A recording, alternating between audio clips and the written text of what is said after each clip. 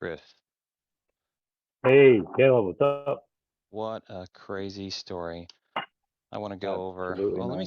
let me spotlight our videos. Can we do that? Can I add pin side by side? Maybe. Man, so you did a loan, short-term loan on a property. I did hmm transaction coordination for that.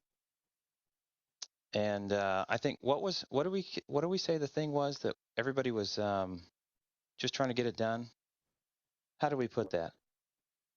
We said it Oh, was more of just a formality, we were treating the right? As paperwork as a opposed to formality. really, yep, as And, opposed to deep diving into it and making sure everything was the way we wanted it. and I felt that I was still being relatively cautious because I was like, Oh yeah, you should do a deed in lieu of foreclosure in case he does this wrong, or at least it provides enough. I don't know, I'm going to sock you in the face. It provides enough backup that he's like that he'll perform, right? If he's willing to do all hmm that paperwork, then he's going to perform. He's going to follow through, and that was our assumption. I think yep, leading into the deal, just leading into this story for anybody watching, that is our first lesson learned is that paperwork is not just a formality. Many times it does provide enough. You better do what you say, but man, sometimes not. Sometimes even against right. all the odds. And then this being one of my first lending transaction coordination jobs, it was like, well, I know this could go wrong, this could go wrong, this could go wrong. Most of the things went wrong. I'm like, what are the odds? Golly. No, well, you figure if the borrower is willing to sign all those things and agree to those terms, you're not thinking that they're not going to meet those requirements. You're just thinking, wow, they're willing to do all these things. He has an additional property. He's willing to throw it for collateral. He's willing to put a deed in lieu out there. All right, we should be good to go. Yeah, that's Um, right. So what was the loan you guys were doing? Like what was the story leading up to it? Where did you find the lead? I mean, because a sure. loan is a lead to you, right? I want to lend money Yep. so that I can get money Yep. back. That's a lead. So I was doing some Facebook outreach, just doing some posts in the creative financing with Pace Morby Group. And a gentleman reached out to me and said that he was interested in kind of some of the things I was talking about. We hopped on a call, and it turned out that he needed 15K to help close.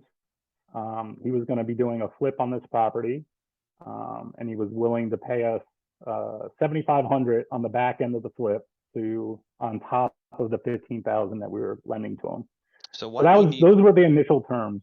okay, but why did he need money to close on a flip? Like why not just use his own cash? So he didn't have enough to close. I guess maybe he has several flips at the same time. He said he was just short on cash. He's a full time investor and flipper. He liked the idea of kind of using somebody else's money so he can go Sure. out and pursue other deals at the same time. Just gave him Now, a little bit more flexibility and scalability. from a lender perspective, did all of that information build confidence for you or cast doubt for you? Like he's got multiple flips in progress and doesn't have the cash to do this one. No, actually, I mean, it made sense to me. It's like, okay, this Yeah. is just a situation where, this guy does this all the time. He saw an opportunity where he doesn't have to come out of pocket, Yeah. understanding he's going to take a little hit on the back end, but it just gives him a little more flexibility. It actually built confidence in me in that it Yeah. wasn't somebody that this was their first deal and they That's didn't really true. know what they were doing. Yep. So what questions in retrospect, again, we're kind of fast forwarding and looking back, but what questions might have helped you be a little more cautious up front? Or do you think that you did everything right coming into this deal and it just didn't turn out well? Mm-mm. No, I definitely could have done some more due diligence on the vetting side of the actual borrower. I mean, the conversation went fine. I think the questions I asked them were pertinent. Asked him about how many he had done, Yeah, why he needed the money, all those questions, and he answered them all correctly. But anybody can tell you anything over the phone. that's right. I think I could have done a little bit better of going forward. I'm definitely going to do a little bit more of a background investigation on the person online, Google Fair. search, Fair. Facebook page, and kind of dig into the character of the person a little bit more. I think if I would have done a little bit more of that, I would have seen some red flags. Really? Okay. Yeah. What do you think that maybe asking him for some HUDs that show either his name or his company name on the purchase and the sales side to prove that he bought at 60,000 and sold at 90,000 or anything like that, would that help? No, I think that would absolutely be pertinent information, and anybody that is legit would have no problem providing that kind of information because it Yeah, helps I think that's a good justify lesson kind of learned their for position. potential borrowers too. Like, hey, if you can have, like, what are the things that a lender wants to see? Like, just bring your credibility package, build a credibility package. If you've done flips before, show proof that you bought at this price and you sold at Yeah. this price. You don't necessarily have to prove your profitability, but to show that you can improve and sell a property successfully, getting those reps in is what's important. If I can see that you've done 10 of those, then I'm a lot more comfortable than if you've done one. Yep. And, so those sorts of things help. But um, do you feel that you determined whether or not he was what I call borrowing from a position of strength or weakness? Because Um. I only discovered to put it in those words fairly recently, which was before you and I got, or I'm sorry, which was well Hmm. after you and I did this file. Yeah. At the time, that wasn't even something I was necessarily considering. Yeah. I mean, looking back, he was definitely borrowing from a point of weakness. Okay. He was definitely overextending himself. Okay. He was trying to put, too many things on the table at the same time. Yeah. Um, but That's, yeah, I mean, I that's definitely don't think he was in a position of strength. my garage tells the same story. I have taken on way too many projects that I've not completed, right? And the same can be true of a flipper. Like, dude, it was sidebar. It was almost shameful. I got a 20-yard dumpster to clean out my previous house so I could build an office in the basement, and I filled it not with construction trash, but with like a couch and a bunch of miscellaneous stuff that was projects that I was going to do for the last 3 years running, 4 years running, and it's like, oh, I have been doing way too much of this, and the same can be true of a flipper. So kind of Mm-hmm. check on what their workload is and their capacity to get it done, because adding one might cause multiple to fail because the straw that breaks the camel's back or something. I don't know, but Yeah, 100%. yeah, I think the position of strength or weakness question is like, you can go into a deal for $0 out of pocket, but is that motivated by I don't have any dollars, or is it motivated by I have dollars but I have them in reserve so I can be a responsible borrower because I've got multiple projects going? And that's the difference between borrowing from a position of weakness, I don't have any dollars to put in anyway, and a position of strength where I have dollars but I need to reserve them in case there's an emergency. Or you know what? He did have a property that was free and clear except for one little lien, like a judgment for 3 grand. So he did have some Mm-hmm. strength there to borrow from, and we ended up leaning on that, right? We put security against the loan, or the security for the loan actually went against that other property that he owned free and clear. So Yeah, he did have some exactly. strength to borrow from. Yeah, and I think that was the point. I think we felt very comfortable in the deal. That's right. When we determined he had multiple other properties, he had two that were under refi currently, Okay. and he had an additional property that he was willing to use as collateral for this deal. So, um, Yeah. and the one that he offered up was free and clear for all intents and purposes.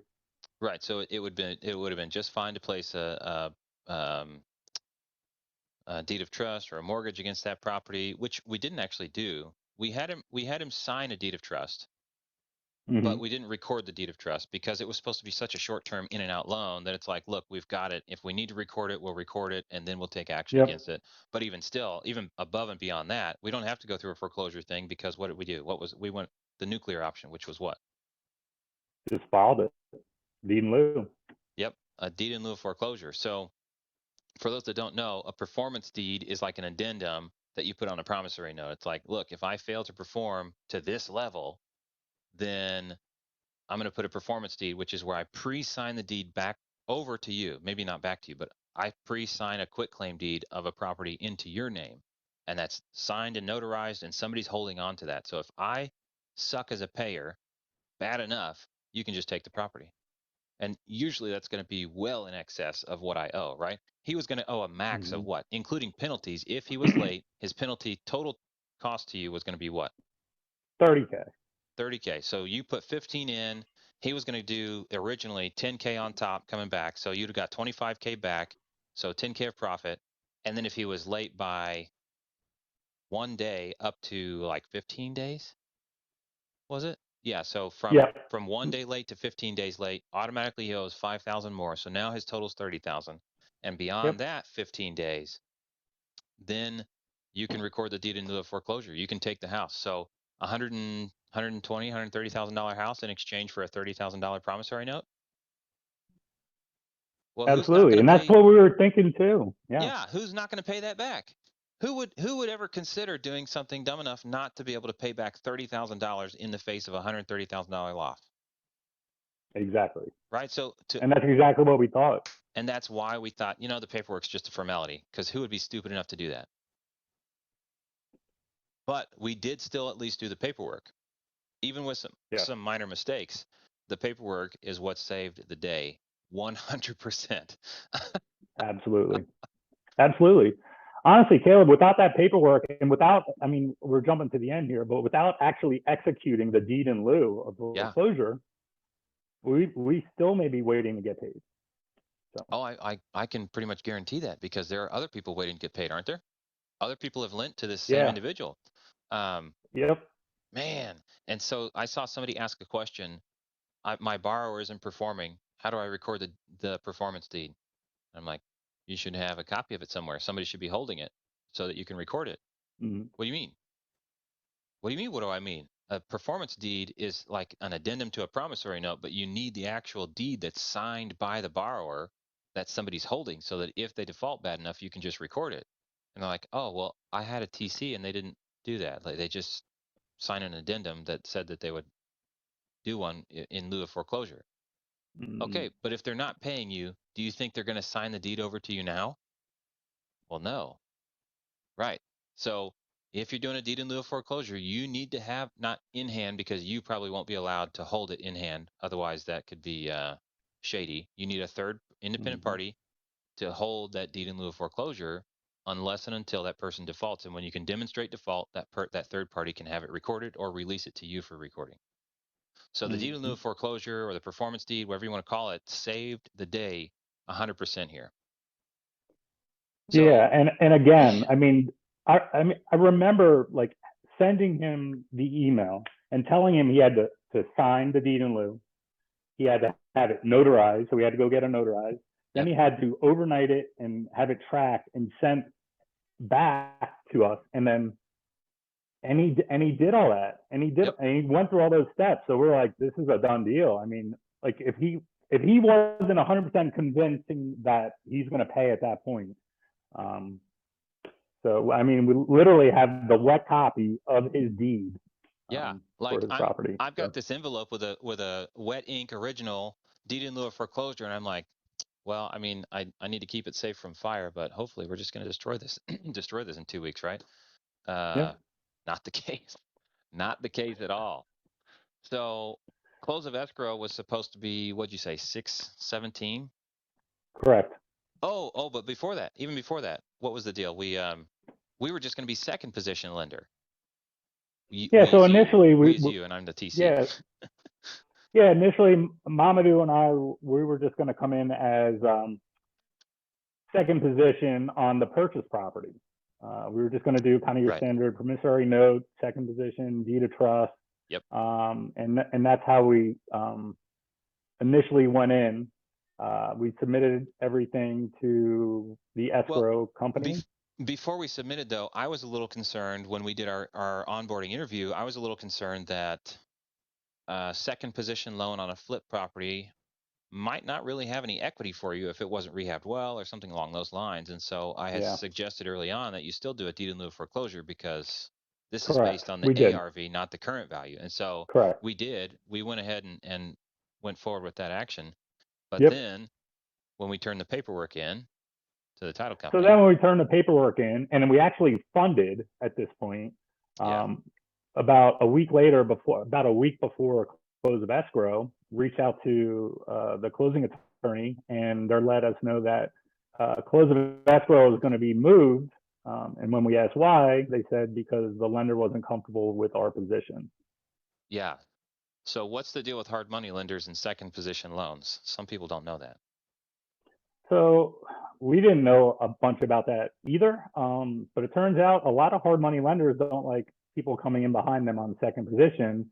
and clearing out any kind of skin in the game that the buyer would have. They want skin in the game for a reason. We took that away. They didn't know us from anybody, so they basically put the whole deal on pause. And we quickly had to pivot to a different strategy in order to kind of get the deal to go through. Right. And so title companies also, they're aware of the terms, and most first position lenders, whether it's a hard money lender or a regular traditional lender, will not allow a second position loan at close of escrow. A lot of times they won't even allow gifted equity from a seller if you're dealing with a traditional real estate lender, Mm-hmm. conventional loan or anything. They won't allow gifted equity above like 5% or something like that. So they do Yep. want you to bring your own money into the deal. And so this is something that's very, very common. So when a second position lender shows up, the title companies are like, "Who are you? I better tell them that you showed up real quick." And so the primary lender gets word immediately, and they get the option to like, "No, we're not funding that." And so that was part of the issue, is like the lenders are able to direct the title company when to disperse funds, which was another challenge we ran into. Like, how many things can possibly go wrong, right? So while we're No. swapping things around and getting the second security option figured out, security for the money, you told the title company not to disperse funds until you had reviewed the final HUD to make sure things were accurate and the right amounts were going to be transferred, right? Correct. Yeah, and I think that was one of the big takeaways was the challenges with the closing attorney and the escrow agent. The communication just wasn't there. For instance, when we funded, we specifically asked for a confirmation or receipt of that Oh yeah. transmission of that wire, Oh yeah. and we didn't get that for like a week or two after that we sent that, and it was multiple times I had to remind them for that. Yep. I forgot about And that. then, I mean, just many different examples of that. And then, to be honest, we're jumping ahead again a little bit more now. We were waiting to hear about close of escrow. Didn't hear anything. Didn't hear anything. Didn't hear anything. I keep reaching out to title. Don't hear anything. And then I reach out to the borrower, and he's like, "That closed last week." So they closed the deal. We had specifically told them in email, and I called them Which they saying had that acknowledged. yes, they acknowledged that we needed to see the final HUD before releasing our funds, and they never did. I don't know what was going on. It's there's really not a way to figure out exactly what happened there, except that it did happen, right? And so Yep. that's life. But golly, you ought to know that that's a risk. It's possible that they might do that, and which is probably why a lot of lenders don't like to wire funds until the day of Mm-hmm. actual closing. However, you guys pre-funded it like a day in advance or 2 days in advance or something No, like that, or so honestly, I think we funded it too early because we wanted to kind of lock it in, and we figured once we fund the deal, we're good to go. This guy's not going to change his mind, or hmm everything is kind of straight. So yeah, we kind of wanted to get it funded. It was about a week before escrow, so it wasn't okay, super early, but it was early enough. It was hmm we didn't have to fund that early. right, yeah. And I've had closings delayed by funding not being sent in, right? So Mm-hmm. I prefer to have funding sent in the day before. And I know some lenders only wire funds the day of, and it's like and everybody likes to close on Fridays. So good luck. Monday's Yep. really, if you're trying to work on a property and you do all this work on Friday and that's the date of everything, then you start paying taxes and all the other stuff, but you don't actually get access to the property until Monday, until everything clears and closes. And I'm like, come on, can we do Thursdays? So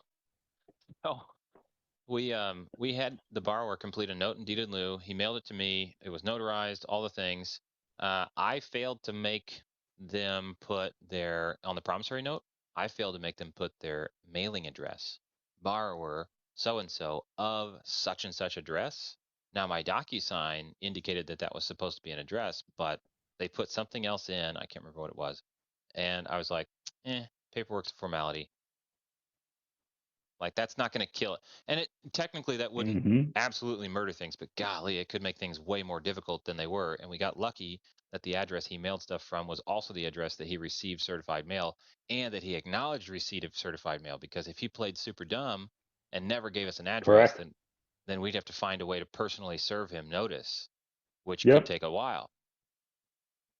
Well, that's the other thing, is that the borrower was actually like like responsive in those situations. Like when I sent him an email saying, we sent the breach of contract notice to you on August 1st.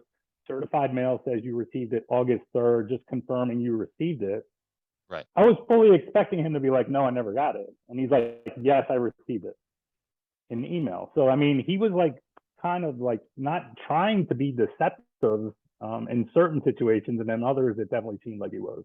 Right. So, I mean, paperwork, again, to reinforce, paperwork is not a formality, even among people that you know, trust, and are friends. It's not just a formality. 100%. Like Yes. it's not to be treated with any disregard as if it's like, eh. So that's a really No, big deal. it was key in this. We'd be in a lot of trouble if we didn't have all that deed lieu in place. That's for sure. And the events that came about, actually, as we were preparing for this interview, the events that came about actually bring the question to mind: did he actually have the money the whole time? Yeah, well, we could jump to that date. So the day that we actually, or Caleb filed the deed in lieu, which Oh, was don't blame done me. online in a matter of minutes, it was filed and posted and emailed receipt to everyone on the Yep. distro, A and notice of recording. the borrower was actually on that notice, and Yep. that notice was received by me at 9 o'clock Eastern time. At 9:30 Eastern time, I got a call from the borrower at the bank asking for wire information. Mm-hmm. Up until that point, he was just saying, I don't know when it's coming. I'll get you paid. I'll get you paid. But a half hour after he received notice that his property is now in our name, he's at Yep. the bank. So Yep. we're kind of curious as to whether he had the money the whole time and this was just forcing his hand, or if indeed he just happened to get the money at the very last minute. Ask him for a bank statement before we deed it back over. Let's find out. Let's find out. Yeah, so he still doesn't have it back. This is 5 days after it was taken, but he wired the funds that day. The only thing he has to do is pay me my TC fees to do the paperwork, but he hasn't paid me, and I'm not going to do the work for him for free because he has a history of non-payment. So technically, the property is still not in his name. So like, yeah, we had to go to the nuclear option to get the guy to pay, which was just stupid. Like, what's the deal? So in the meantime, right? So close of escrow happens. You find out it happened 5 days ago from him directly, and I'm looking at our timeline that we just sketched here. What, 3 days later was the end, because you pre-funded, but the start date was 6/17, the original close of escrow, which he failed to do, not because of anything legit. He just didn't show up, and there's no So explanation. that was a key point in the note, was that we had intended funding or payback to be based on close of escrow. So Right. we were saying 30 days from close of escrow, but we actually wrote in the promissory note 6/17, Mm-hmm. which was the initial close of escrow. So it says Right. 30 days after 6/17. Right. So we held, since he didn't show up at 6/17 to the initial close of escrow, And he our was note states unresponsive as to that, like, hey, why didn't we close? Right. yes, he was Like, unresponsive for like 2 or 3 days. He didn't even respond to anybody. He just because kind of disappeared. and yeah, and we were talking about, well, we can modify the note and extend the date. If there was some legitimate reason that it was stalled, it's like he shouldn't have to be penalized for the days that it didn't, that he hasn't owned the property. But he was Right. non-responsive. Like, okay, if you're going to be irresponsible, then we have a date and we're going to probably stick to it. Yeah. And to be honest, he didn't close for 2 weeks after. So it took So, him 2 weeks to get to the closing table. which And means and he's almost done with the loan at that point. all right, by time he actually closed escrow, he had a week until the penalty phase started. Yep. Now we did give him some grace period. We gave him an extra 2 weeks because of all that was going on. And to be honest, we didn't really want to execute the deed in lieu. We didn't really want the No. property. We just wanted it to be clean and done and be over with. Yeah. So we were trying to give him every possible benefit of the doubt to try to pay us and get this thing done. So, but that, now you looking back, if we did execute the deed in lieu of foreclosure earlier, would we have gotten paid earlier? Yeah. I wonder. Well, I mean, he might have had retirement savings that he cashed out, or some savings account that he Yeah. considered not I don't have this money. You know, like some people Right. have to tell themselves that they don't have the money. Maybe it's that. Again, I tend to give people the benefit of the doubt, and I would Me rather give too. somebody the benefit of the doubt. But it sounds like he had the money because I don't think that even if the refinance closed, that like when he said it was going to close, I'm not sure he would have had that money that quick to be able to to send back out to you. The refinance still didn't close. Ah, so he did have the money because that's where the source of the funds was going to come from, wasn't it? It was supposed to come from the refinance, but it hasn't closed yet. Aha, he did have the money. Okay. Yep. So you guys' money's sitting in escrow a little bit early, and then close of escrow was delayed by him, and you're like, hey, what's going on? He's non-responsive, so we don't modify the note. He still owes the money 30 days later. Okay, fine. Yep. Then we find out it did close, and it's like, what the heck? And then he's very close to the penalty period, which was a $5,000 penalty. So his payback, he borrows 15, he owes 25 total, so 10K profit. And then at that date, it's like, okay, you missed this date, it's automatically 5,000 more. So now he owes Yep. $30,000 to you. And Yep. And we emailed and called him and let him know that, and he was fine with it. yep. He didn't even fight it or say anything about it. And then on my timeline here, oh, then he shortly after that, about a week and a half, 2 weeks after that, he starts trying to borrow from others because he's actually working toward the deed in lieu of foreclosure date, the original date, before any Yep. grace period. Actually, technically, it was within your grace period, right? You hadn't issued the cure notice. A cure notice is a notice to cure. Here's a default. You have Right. to fix it within this time frame, or else X. So you had not issued the cure notice, but he started Mm-hmm. trying to solicit funds from other people in order to pay you off, which Correct. looked kind of shady initially. And I can't say that it wasn't kind of shady, but it also wasn't against the rules, right? So technically, he could mortgage or refinance the subject property, the one that's up for deed in lieu of foreclosure. He could actually put that one up as security for a new debt that's enough to pay you off, and then you get paid off, and you no longer have the right to file a deed in lieu of foreclosure. And that would have been fine, but Mm-hmm. it definitely didn't seem like that was the path he was taking. But if that was, yeah, that would have worked. But So then eventually that's going to run out, and someone's going to be holding the bag if he keeps doing that. But yeah, um, yeah. So when we accepted that as a security property, he said it was free and clear. And what did we do to verify that it was free and clear? so we just did some preliminary online searches, checked with the Free county, stuff. free stuff, nothing, Yeah. nothing formal. Yeah, because we didn't treat the paperwork like it was something that actually needed to be done. And that's what title companies do, right? Like an escrow account with a title officer who's going to actually do a title search is really the way you should go, right? So we have since learned, and we ran a title Mm-hmm. search, Pro Title USA, by the way, protitleiusa.com. We ran a title search and found that it was clear except for one lien, like a judgment of like $3,800 against him that's been Yes. recorded against that property. So um, but technically, there could have been other liens recorded. And what we do know at this point is that there are other unrecorded liens against that property. That he has Yes. borrowed funds from other sub two people, from other Gator lenders, and so it's almost something we don't want to hold title for their sake, right? You want to give title back to him so that he can, um, Yes. and they need to actually go. If you know who they are, they need to go record their deeds of trust against that property. So I've heard of some. I knew of one. Hmm. They were other sub two students. They actually got paid by Alex last week too. So poor gentleman got hit twice by this. Um, Okay. but the other sub two folks they actually got paid out. Okay. So I don't know how many Good. other additional deeds are out there. Well, if you're holding an unrecorded deed, it's not okay. It's not normal, but it's not illegal. It's not unacceptable. You just have to understand the risks you're up against, which is why instead of just holding an unrecorded deed of trust, we also got a deed in lieu of foreclosure because, man, what are the costs involved with foreclosing on a property just to get paid? And wouldn't you rather have the property than force it to be sold and then take the money?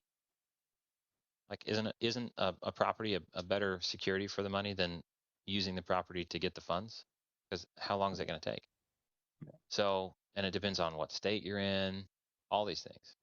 So on August 1st, you did a certified mail letter, which was the breach Correct. of contract notice and the notice to Yes. cure.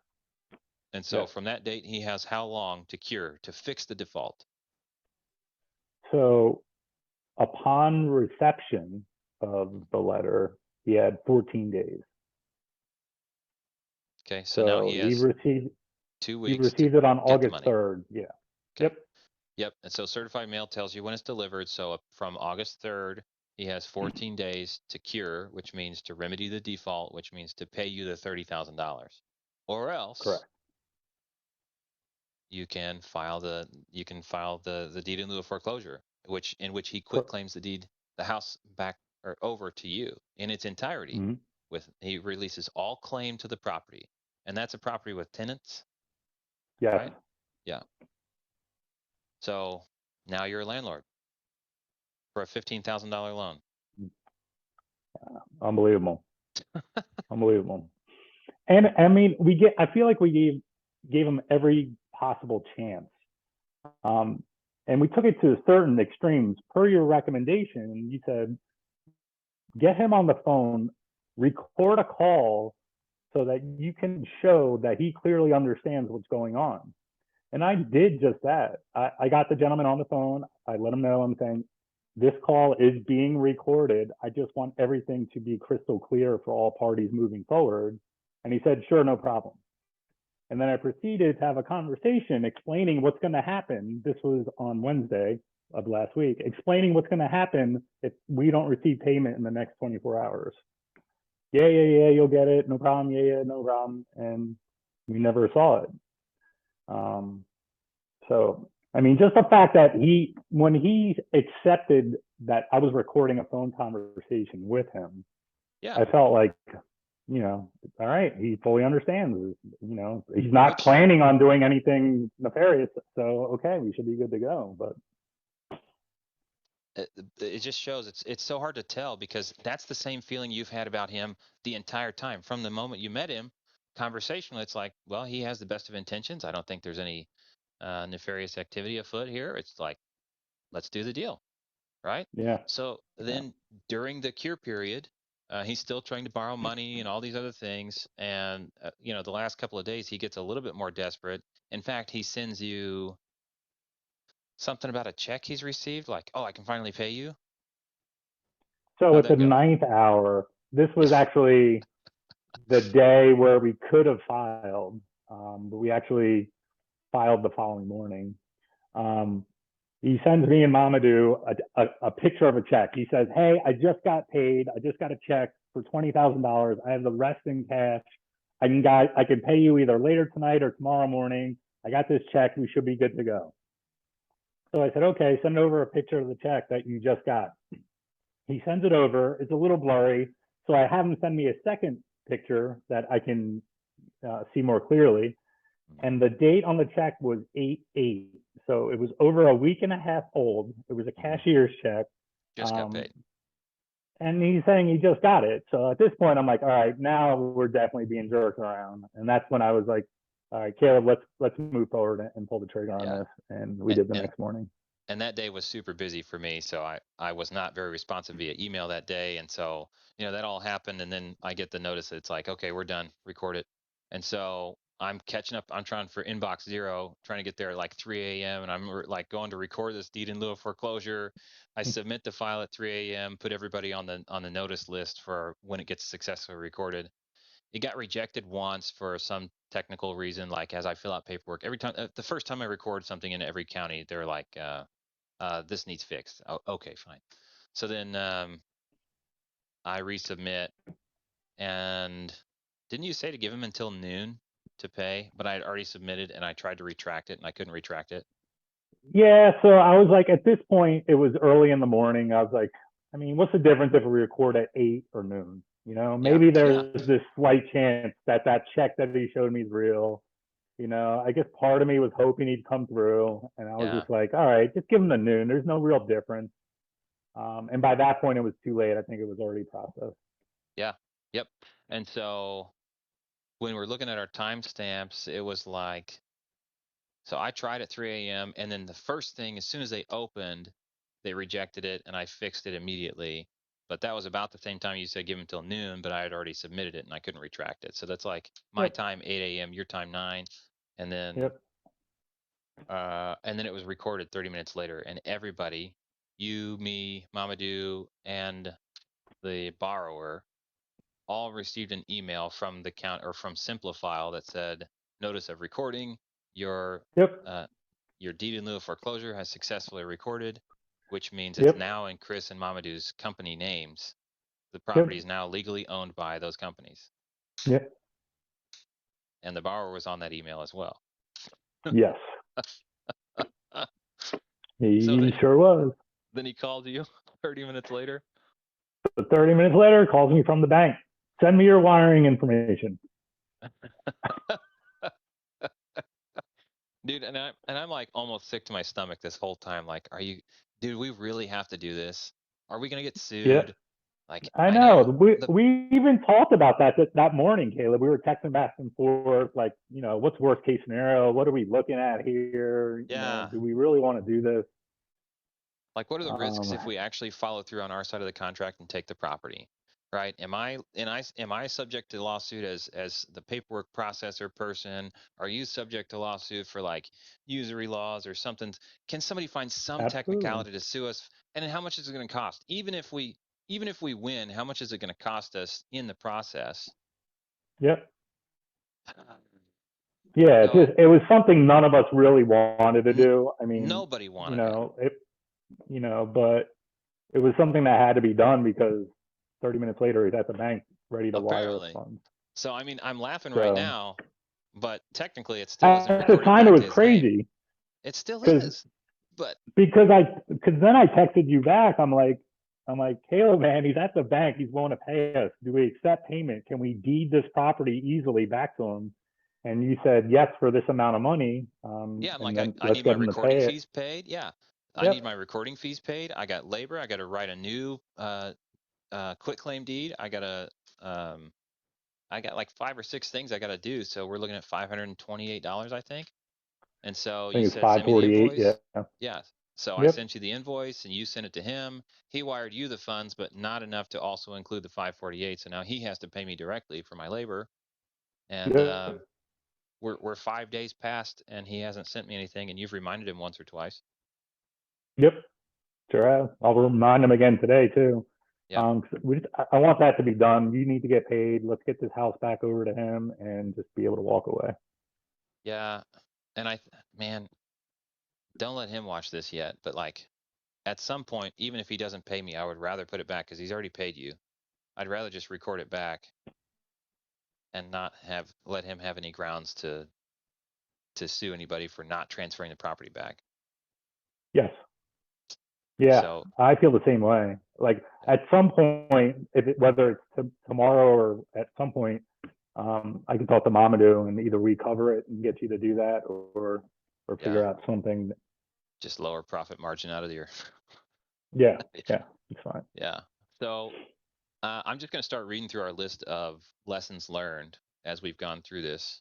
This Yep. definitely, we have a filing system in my transaction coordinator platform, and there's these little colored dots you can put. And I send an email to everybody saying, hey, every time you have like a real crap deal, like something goes way wrong, change the color of that deal to brown, and we'll do like quarterly reviews of all the brown deals. So this is one of the brown deals. But the richest part is that you can go digging for gold, right? You can find some pretty big lessons learned. And in this case, coming into it, I didn't like that we didn't control the title company, but I Yes. recognize that in most lending situations, you will not control the title company. And so getting a quick lay of the land to understand how they're going to handle things, understanding if there's another lender involved, if you're secondary or tertiary lender, then how are you actually going to secure your loan? Like when you talk to your borrower, does your borrower have any idea that the primary lender will or will not allow a second or third position lender? Most of the time they won't. So you should come in with the assumption that they won't. Yes. But And the honestly, those are conversations on the Gator side of things when I have leads come in. those are conversations that I'm having now, and most gators are having, because this has all Yeah. come to light. Yep. Is get information on their hard money lender. If you can reach out to them, try to reach out to them. Get some kind of assurance that they're okay with you being in second position. Mm-hmm. Most aren't. Right. Yep. And it's going to be a special relationship that is able allows that. So, then coming into it, you need to have a plan for a second security option, which may or may not be done through the same escrow company. It depends. Like I still don't know what's normal there, right? But we separately, Yeah. individually, outside of escrow, we recorded. Well, no, we didn't even record.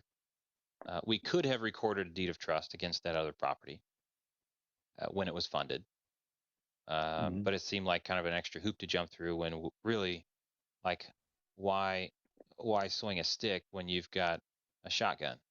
And the shotgun was, Right. we'll just take the property. So Yeah.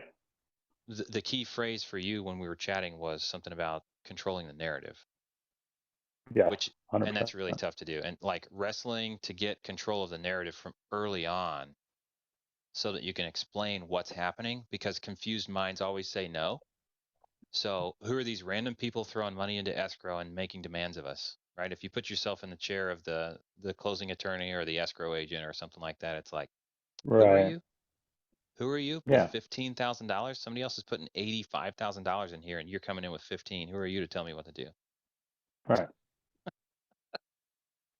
So, Yeah, it's a challenging position to be in for sure. I mean, it's something that I think I also try to do with when generating leads for new Gator deals is trying to coach the wholesalers and trying to get in front of it. Like if you can get in a relationship with somebody before they actually get into contract and get into escrow, you might yeah, have the possibility of trying to guide them towards more investor friendly um, title companies. right. Yep, that's definitely a part of it. And the same thing was true. Like I used to do Lonza method, which is getting in touch with wholesalers and finding their dead leads and converting them to creative, right? So if it's a dead Yeah. lead, turn your trash into cash, work with me, I'll convert them to creative.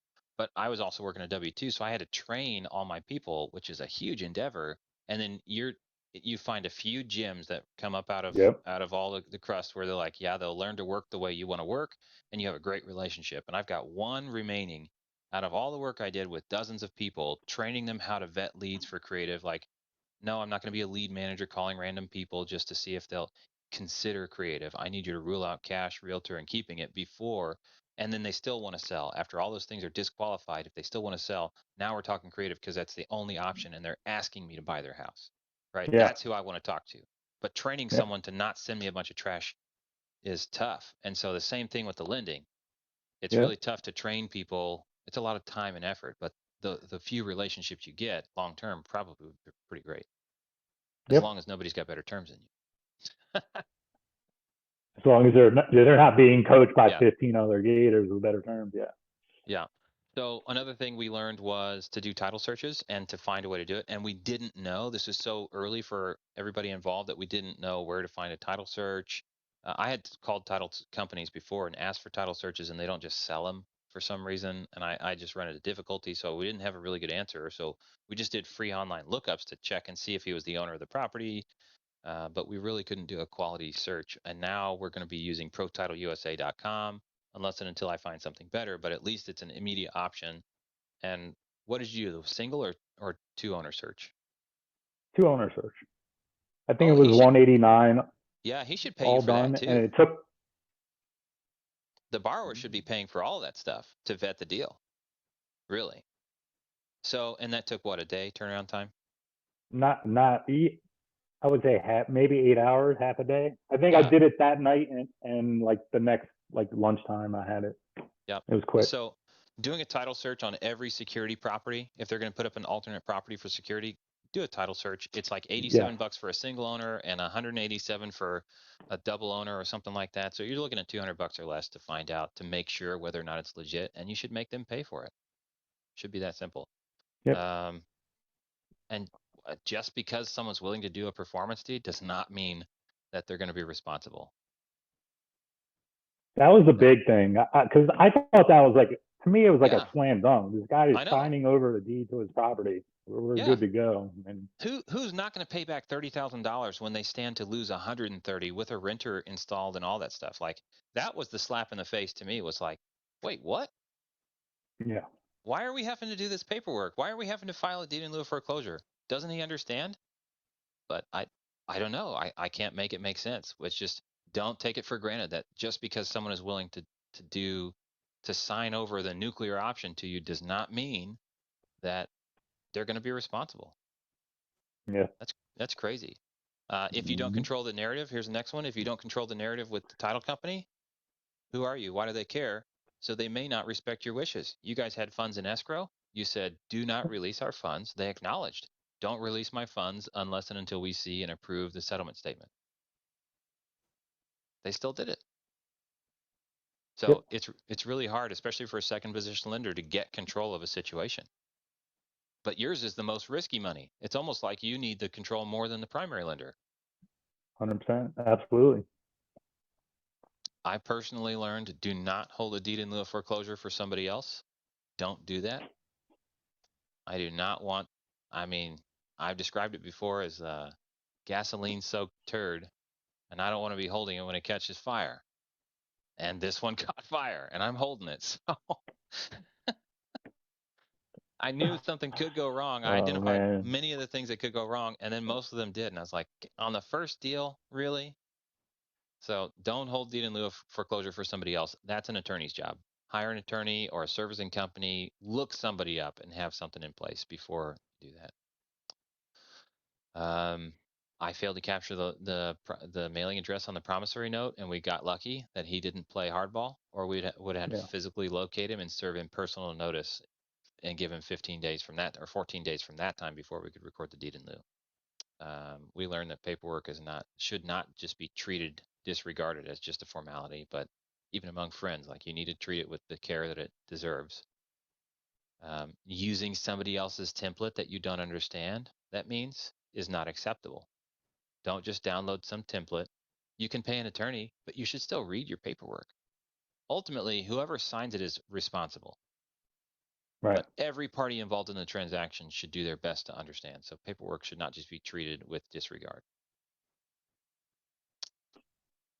And then I also learned that for these lending deals that aren't just like EMD, minimum $1,000 to get involved, because there's documentation, a lot of stuff that goes on in these, and it's way too much. There is, honestly, there's a lot of work, especially, I mean, this deal I think is a little, hopefully an outlier. Maybe it won't Sure, be as sure. complex, but still, $1,000 I think is more than fair for the amount of Yeah. work that is needed from the TC side. And so for the TCs, it's like your pricing needs to be here. Some deals they should pay here, some deals they should pay here. So you're going to win some, you're going to lose some, but you need some even keel price point. And if you get a ton of them that are up here and this like, well, this is way too much work, you need to identify what sets those apart and then raise your pricing for those types of deals or something like that. But somewhere I'm hovering plus or minus $1,000 as my base rate. And then depending upon the complexity involved, I may raise or lower it. Mhm. But that sort of pricing for the TC stuff. But how many hours have you sunk into this? What's your hourly rate at this point for your return? That's what Mamadou was saying. We lost Really? money if you're going to break it down into that Yeah. by far. Yeah. Yep. Um, Same for here. for me for for me, it was one of my first deals, and I took it as a Sure. learning experience. So Yeah. I loved every minute of it. I mean, so many lessons, and I feel like I got a PhD in kind of Gator lending right off the bat. So I wasn't necessarily um, upset doing it. Would I want to go through it again? Probably not. But it was a But you wouldn't substantial give up the amount of experience. follow up and calls, and I would Yeah. never ever give up the experience. Absolutely not. Nope. Do it. And I mean, I got to work with you and Mamadou too. I mean, it was all good. And I mean, and it in the just middle of all that, you I joined sub think two, didn't you? towards the end you just wanted to wrap it up. What's that? In the middle of What's all that? this, you joined sub two, right? Oh yeah, it was crazy. I mean, I got to meet Mamadou. I got to meet a bunch of people. I joined sub two in the middle of it, so it was like a big Yeah. whirlwind the whole time. So Yeah. it was awesome. Yeah. This dumpster fire was still worthwhile. 100%. And they get to tell the story now. Yeah, that's Right? That's fantastic. number 7 on Pace's list of reasons to buy a deal. I mean, Absolutely. the story That's is right. great. Yep. And I've got a flip that I'm probably losing money on, and I've learned so many lessons though. I went into it considering, you know, any money that I lose is not lost. It's spent on a learning experience. I'm not trying to Yep. be stupid with money, but how much would I pay to go to a college course on flipping and still not have any experience? A college course, I mean, a mentorship. I probably pay any money I lose is going to be less than I would have paid to some mentorship on flipping, where I would have still not had any firsthand experience. Sure. Yeah, So, I mean, those lessons are ingrained in you when you're going through it. It's yeah, not like you just observing. I mean, it's there. yeah. So So there's value in doing deals. The question is, can you do a deal with someone else? Like, can you get that experience for cheaper, right? Even if you don't make as much money, going through the experience with somebody. So become like a $1,000 minority investor or lender with somebody else on their deal, right? Risk less, make less, but get the full experience. You get to share in the full experience, even if you're like a $10 investor, aren't you? Like, yeah, absolutely. And that was one of the big takeaways I think me and Mamadou had is that we won't go into any of these deals again without another JV partner, preferably each other if we yeah, could. But yeah, I share mean, share the risk. like definitely JV up on these because you split the risk. You have a second set of eyes and different levels of experience. Some people might be busy one day, another person could jump on that. It's just they take a Yeah, lot of care and feeding, so you're better off going in with at least another person involved. yeah, that way you're not alone. Definitely having another set of Yeah. eyes. I think that's a really valuable point. Not only that you just get to share the experience, but you can be another set of eyes for somebody. Everybody has different risk tolerances and sees things from Mm-hmm. a different perspective. So that's really sharp. Now, would you just do a JV agreement or would you set up an LLC specifically for JVing with people to do that? Because I've I seen mean, both. you could do either. I was just thinking. I mean, at the end of the day, you just want to have somebody else along the ride with you. I think JV for lending is fine, Mhm. but there are some situations where I could see setting up an LLC Yeah, as well. A little extra protection there as well. yeah. But Especially for internal disputes, right? So if your amounts of money are getting bigger or like the shared mm, contributions are 50-50 or 25 25 25 25, something yeah, like that. Now if you've got a minority person at $1,000 and somebody else at 25 or $24,000, JV agreement seems perfectly acceptable because the risk is not proportionate to creating a new LLC to manage correct. that stuff, whereas a JV agreement should handle that compared to somebody who's lending $150,000 between three people each bringing $50,000. There's a lot more skin in the game, a lot more risk involved Yep, of dispute amongst the parties. So having a well vetted LLC operating agreement to govern that makes a lot more sense. yep, Now, what if it's only a 2 week loan? Well, tough to get all that arranged for that short of a time frame. So if you are interested in lending with partners, I think that's another good idea is to consider if you're going to lend a large amount of money, even for short term, then you need to be prepared ahead of time and have an LLC with those partners. And then maybe your LLC operating agreement could allow for any willing partner can contribute their share, but not every partner has to do every deal. I don't know. I don't know. yeah. Lots. There's a I've lot to learn. I've talked to a couple of different Gators about possible different structures for that too, and we were even thinking about potential burner LLCs where you set them up just for the deal and then Yep. move on to the next, or Yeah. Which, reuse it, set up wh- language where you could reuse it as well. yeah, and that would make sense, especially in a larger deal where the cost of starting an LLC is not that big compared to the Uh, gains. But huh. Hmm. Well, this has been enlightening and adventure at every turn. Any closing thoughts for people? I just wanted to thank you, Caleb, for being there for this. I mean, and thank you, Mamadou, who couldn't be here today. It was it was awesome having you guys kind of along for the ride. I'm just happy it all kind of worked out in the end. Um, I was kind of worried about taking over the property and dealing with the tenants and having to do all the work that was involved with that. There might have been some more money in it that way, but I think at the end of the day, What? the right thing happened. We got paid. Yeah, The guy yeah, gets to keep his house, and everyone's happy. yeah. And it's not that you had to take over and operate the property. You could have put it for sale immediately, Yeah. and you could have got paid more. Like. Yep. Absolutely. Hmm. Well, good to have options. I think that's one of the key things as well. Good to have options. Yep. And like you said, the two big takeaways for me is control the narrative when at all possible, and especially on a lot of these deals, like really JV up and have I another set of eyes on the deal. I really like that one. But just the second set of eyes who's got skin in the game makes a big difference. Yep. I like that a lot. Dude, thank you so much for this time and the shared experience. Thank you, Cal. I'm glad that I got a chance to share it with you guys.